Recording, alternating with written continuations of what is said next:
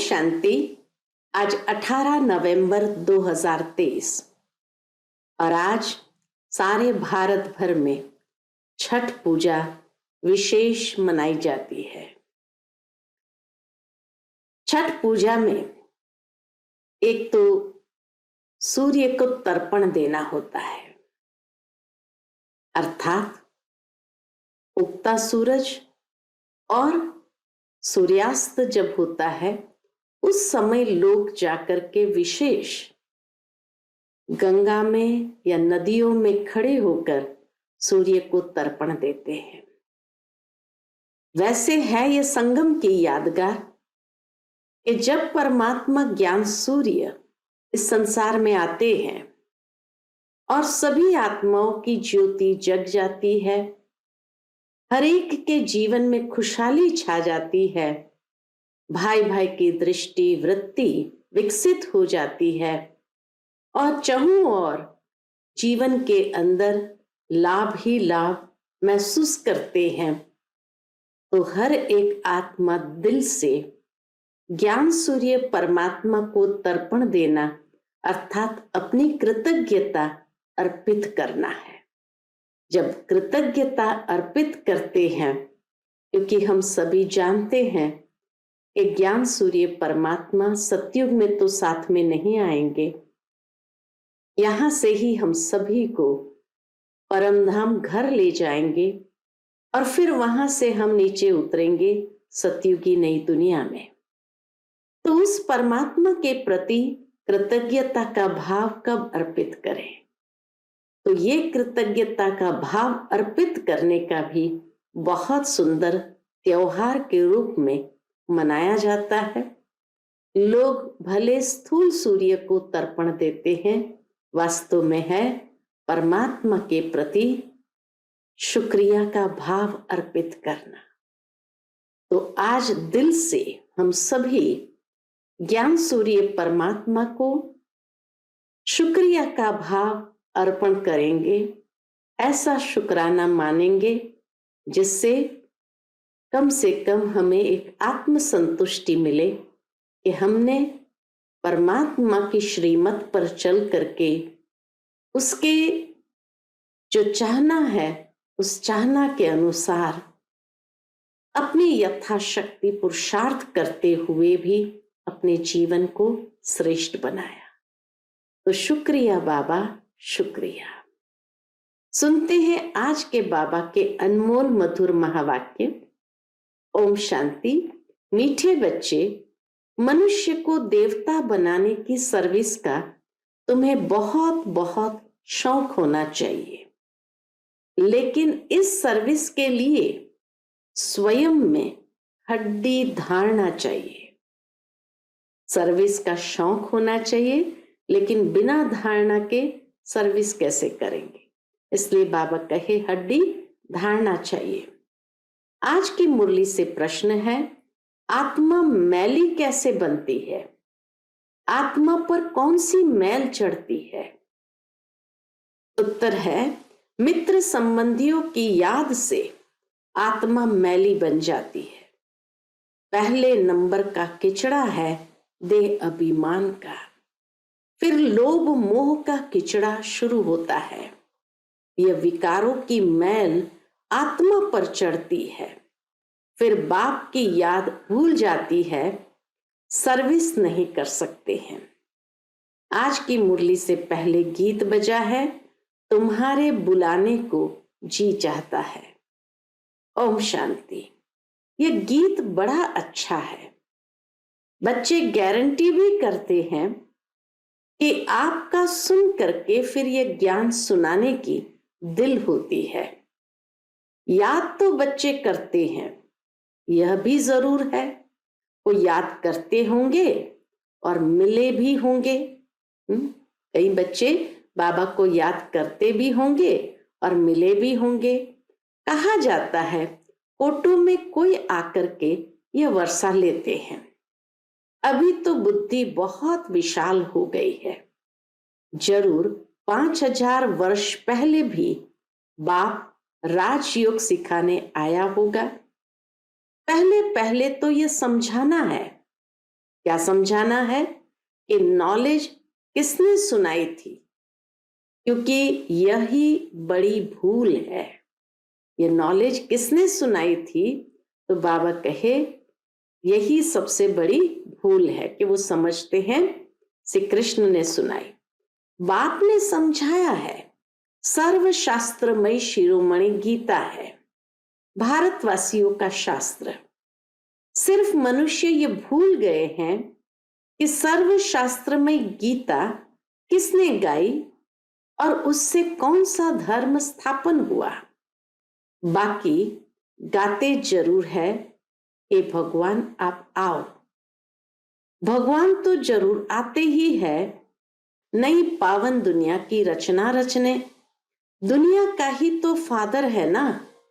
भक्त गाते भी है, आप आओ तो सुख मिले या शांति मिले। सुख और शांति दो चीजें हैं। सतयुग में जरूर सुख भी है, बाकी सब आत्माएं शांति देश में है। ये परिचय देना पड़े। नई दुनिया में नया भारत राम राज्य था, उसमें सुख है, तब तो राम राज्य की महिमा है, उसको राम राज्य कहते हैं। तो इनको रावण राज्य कहना पड़े, क्योंकि यहां दुख है वहां सुख है। बाप आकर सुख देते हैं, बाकी सबको शांति धाम में शांति मिल जाती है। जिसको शांति चाहिए बाबा उनको शांति दे देते, और जिसको सुख चाहिए उनको सुख मिल जाता। शांति और सुख का दाता तो बाप है ना। यहां है अशांति दुख, तो बुद्धि में यह ज्ञान टपकना चाहिए। इसमें अवस्था बड़ी अच्छी चाहिए।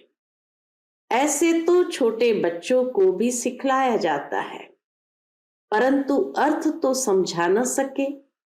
इसमें हड्डी धारना चाहिए।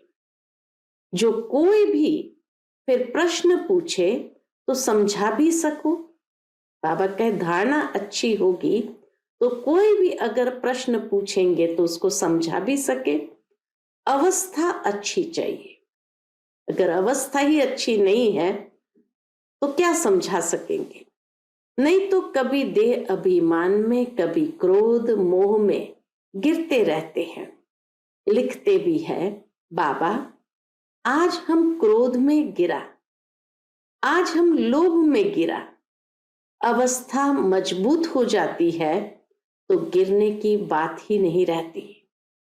बहुत शौक रहता है मनुष्य को देवता बनाने की सर्विस करे। गीत भी बड़ा अच्छा है, बाबा आप आएंगे तो हम बहुत सुखी हो जाएंगे। बाप को आना तो जरूर है, नहीं तो पतित सृष्टि को पावन कौन बनाए। श्री कृष्ण तो देहधारी है, उनका व ब्रह्मा विष्णु शंकर का नाम नहीं ले सकते। गाते भी है पतित पावन आओ, तो उनसे पूछना चाहिए यह तुमने किसके लिए कहा। पतित पावन आओ तो बाबा कहे उनसे पूछना चाहिए ये बात तुमने किसके लिए कहा। पतित पावन कौन है और वह कब आएगा। पतित पावन वह है, उनको बुलाते हो तो जरूर ये पतित दुनिया है। पावन दुनिया सतयुग को कहा जाता है। पतित दुनिया को पावन कौन बनाएगा। गीता में भी है बरोबर, भगवान ने ही राजयोग सिखाया और इन विकारों पर जीत पाई।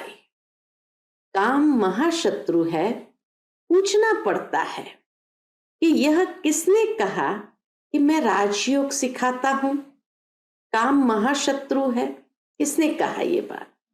ये किसने कहा कि मैं सर्वव्यापी हूं।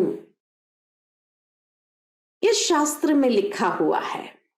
इसके लिए कहा जाता है पतित पावन। क्या पतित पावनी गंगा है या और कोई है। ऐसी बाबा प्रश्नावली बनाकर देते। बाबा कहे ये बात तुमको पूछनी चाहिए। गांधी जी भी कहते थे पतित पावन आओ। गंगा तो हमेशा है ही, वह कोई नई नहीं है। गंगा को तो अविनाशी कहेंगे, बाकी सिर्फ तमोगुणी तत्व बन जाते हैं। सब नदियां अविनाशी कहेंगे, बाकी तत्व जो है तमोगुणी बन जाते हैं। तो उनमें चंचलता आ जाती है, बाढ़ कर देते। चंचलता आ जाती माना बाढ़ आ जाती है, अपना रास्ता छोड़ देते हैं। सतयुग में तो बड़ा रेगुलर सब चलता है, कम जास्ती बारिश आदि नहीं पड़ सकती, वहां दुख की बात नहीं। तो बुद्धि में ये रहना चाहिए कि पतित पावन हमारा बाबा ही है। पतित पावन को जब याद करते हैं तो कहते हैं, हे भगवान, हे बाबा। ये किसने कहा? आत्मा ने। तुम जानते हो पतित पावन शिव बाबा आया हुआ है। निराकार अक्षर जरूर डालना है।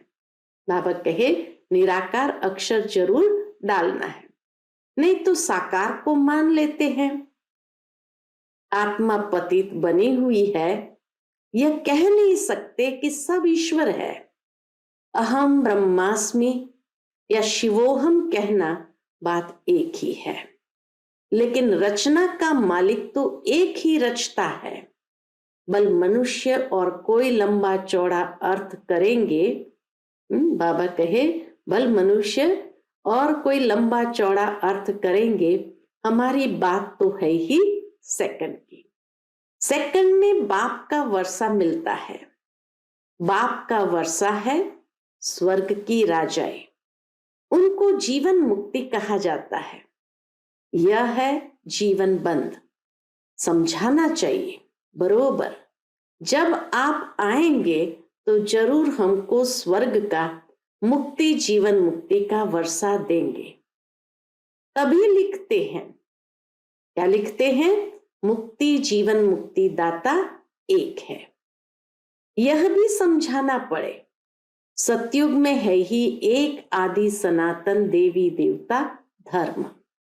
वह दुख का नाम नहीं, वह है ही सुख धाम, इसलिए वहां दुख का नाम नहीं।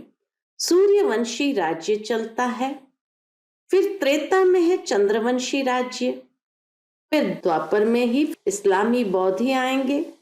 सारा पाठ नूंदा हुआ है।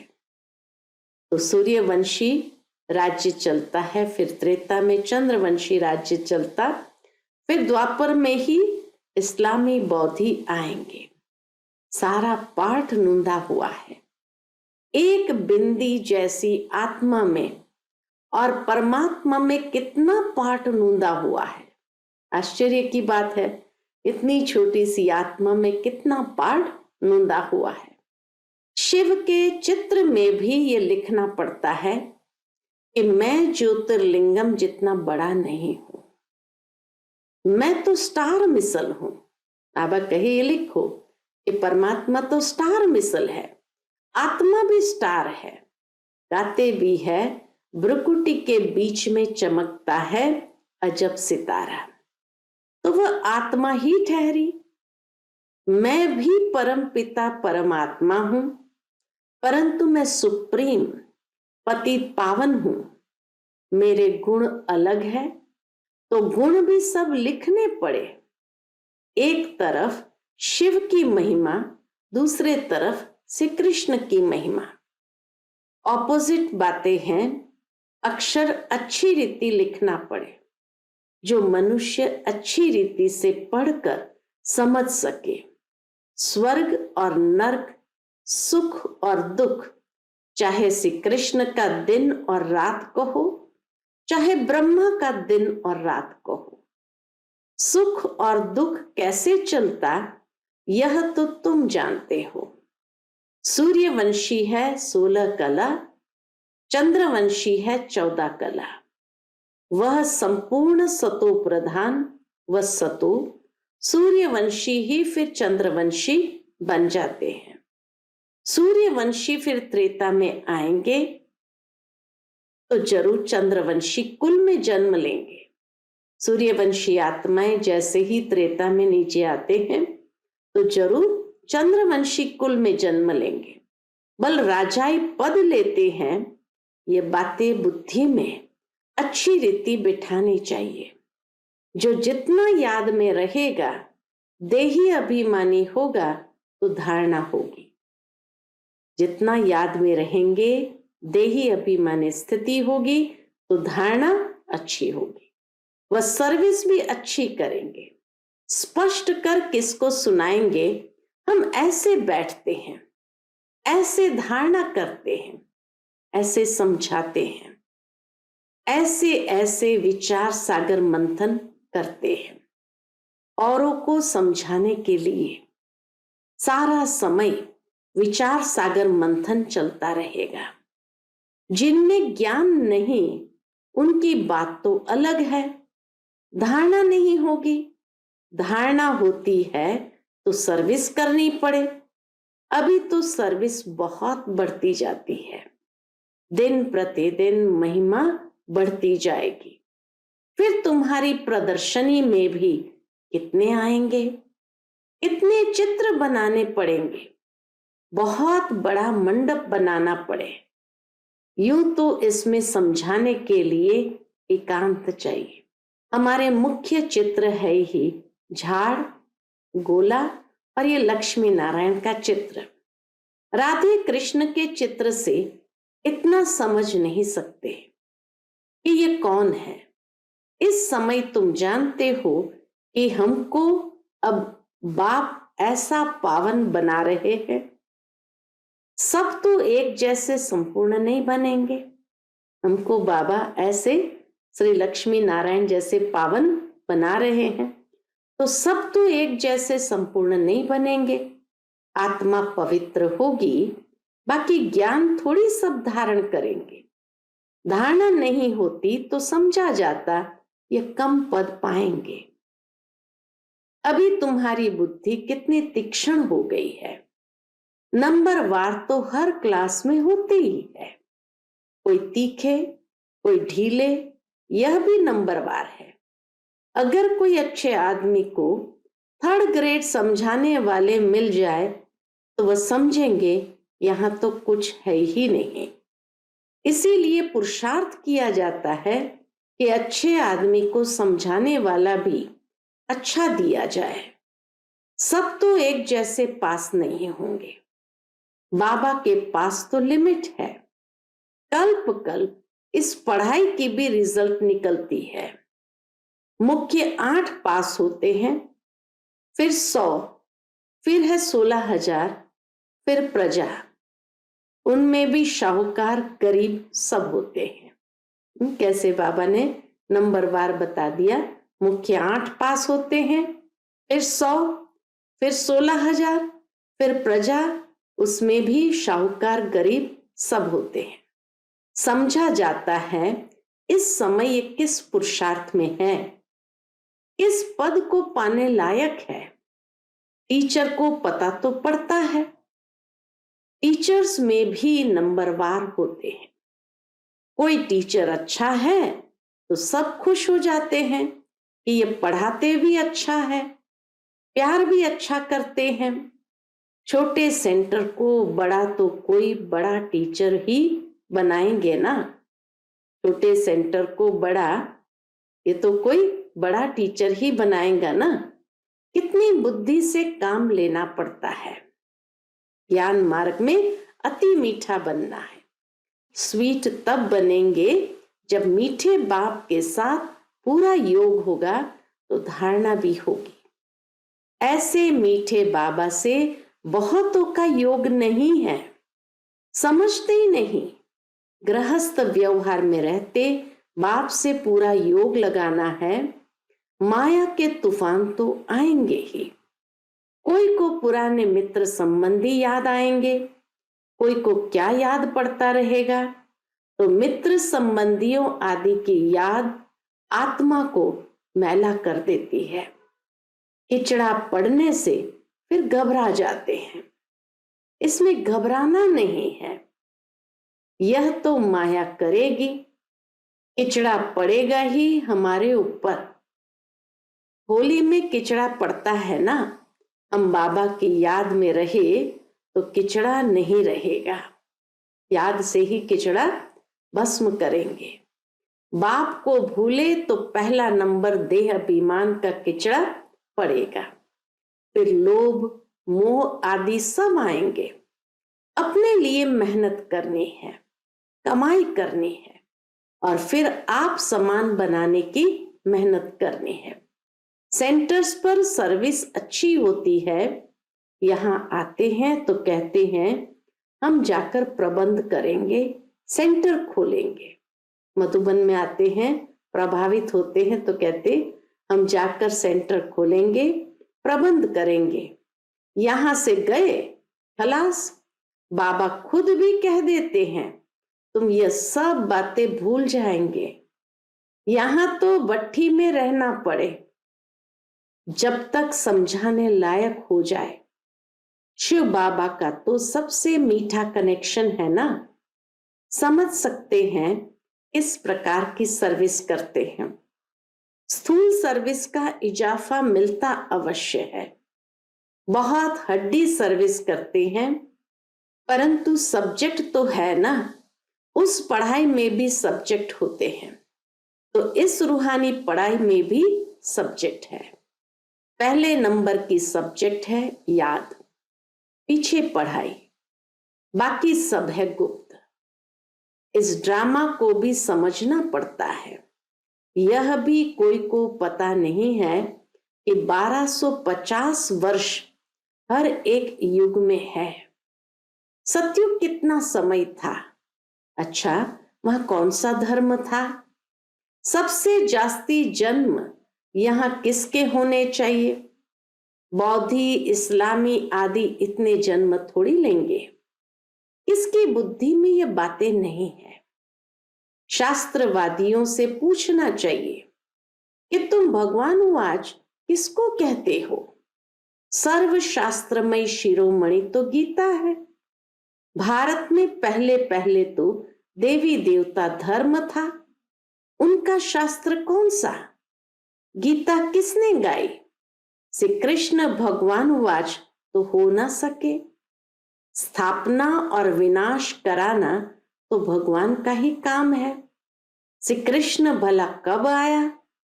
अभी किस रूप में है? शिव बाबा के ऑपोजिट श्री कृष्ण की महिमा जरूर लिखनी पड़ेगी। शिव है गीता का भगवान, उनसे श्री कृष्ण को पद मिला। श्री कृष्ण के 84 जन्म भी दिखाते हैं। पिछाड़ी में फिर ब्रह्मा का एडॉप्टेड चित्र भी दिखाना पड़े। हमारी बुद्धि में जैसे 84 जन्मों की माला पड़ी हुई है, लक्ष्मी नारायण के भी 84 जन्म जरूर दिखाने पड़े। रात को विचार सागर मंथन कर और ख्याल चलाना पड़ता है। सेकंड में जीवन मुक्ति मिलती है। इसके लिए हम क्या लिखे? जीवन मुक्ति माना स्वर्ग में जाना। सो तो जब बाप स्वर्ग का रचयिता आए, उनके बच्चे बने, तब स्वर्ग के मालिक बने। सतयुग है पुण्य आत्माओं की दुनिया, ये कलयुग है पाप आत्माओं की दुनिया। वह है निर्विकारी दुनिया। वहां माया रावण का राज्य ही नहीं है, बल वहां यह सारा ज्ञान नहीं रहता। लेकिन हम आत्मा है, ये शरीर बूढ़ा हुआ, इसको अब छोड़ना है, यह तो ख्यालात रहते हैं ना। सतयुग में इतना आत्मा का ज्ञान जरूर रहता, यहां तो आत्मा का भी ज्ञान कोई में नहीं है। बाप से जीवन मुक्ति का वर्षा मिलता है, तो याद भी उनको करना चाहिए ना। बाप फरमान करते हैं मन मना भव। गीता में यह किसने कहा कि मन मना भव? मुझे याद करो और विष्णुपुरी को याद करो, ये कौन कह सकता है? श्री कृष्ण को तो पतित पावन कह न सके। 84 जन्मों का राज भी कोई थोड़ी जानते हैं, तो तुम्हें सबको समझाना चाहिए। तुम इन बातों को समझकर अपना और सबका कल्याण करो तो तुम्हारा मान बहुत होगा। नीडर हो, जहां तहां फिरते रहो। तुम हो बहुत गुप्त, बल ड्रेस बदल कर सर्विस करो। चित्र सदैव पास में हो। अच्छा, युक्ति बाबा बताते सेवा करने की। नीडर हो, गुप्त वेश में हो, ड्रेस बदल करके भी सेवा करो और चित्र सदा साथ में हो। अच्छा, मीठे मीठे सिकिलते बच्चों प्रति माता पिता बाप दादा का याद प्यार और गुड मॉर्निंग। रूहानी बाप की रूहानी बच्चों को नमस्ते। हम सभी रूहानी बच्चों की रूहानी माता पिता बाप दादा को याद प्यार, गुड मॉर्निंग और नमस्ते। नमस्ते, शुक्रिया बाबा, शुक्रिया। आज की मुरली से धारणा के लिए मुख्य सार है। पहली पॉइंट, मीठे बाप से पूरा योग लगाकर अति मीठा और देही अभिमानी बनना है। विचार सागर मंथन कर पहले स्वयं धारणा करनी है, फिर दूसरों को समझाना है। दूसरी पॉइंट, अपनी अवस्था मजबूत बनानी है। नीडर बनना है। मनुष्य को देवता बनाने की सर्विस का शौक रखना है। आज का बाप दादा का मधुर वरदान हम बच्चों के प्रति है। सदा खुशी की खुराक खाने और खिलाने वाले खुशहाल खुश नसीब भव। सदा खुशी की खुराक खाने और खिलाने वाले खुशहाल खुश नसीब भव। आप बच्चों के पास सच्चा अविनाशी धन है, इसलिए सबसे शाहूकार आप हो। चाहे सूखी रोटी भी खाते हो, लेकिन खुशी की खुराक उस सूखी रोटी में भरी हुई है, उसके आगे कोई खुराक नहीं। सबसे अच्छी खुराक खाने वाले, सुख की रोटी खाने वाले आप हो। इसलिए सदा खुशहाल हो, तो ऐसे खुशहाल रहो जो और भी देखकर खुशहाल हो जाए, तब कहेंगे खुश नसीब आत्माएं। आज का स्लोगन है, नॉलेजफुल वह है जिसका एक भी संकल्प व बोल व्यर्थ न जाए। नॉलेजफुल वह है जिसका एक भी संकल्प व बोल व्यर्थ न जाए। जो नॉलेजफुल होगा, उसके हर बोल में ज्ञान ही समाया होगा, इसलिए उसका बोल सुनने के लिए भी लोग आतुर रहते हैं, व्यर्थ नहीं जाते, क्योंकि उनकी बातों में कोई न कोई सार समाया होता है। तो इसीलिए बाबा कहे, नॉलेजफुल बनो और सबको ज्ञान के गुह्य से गुह्य राज समझाते चलो। अच्छा, ओम शांति।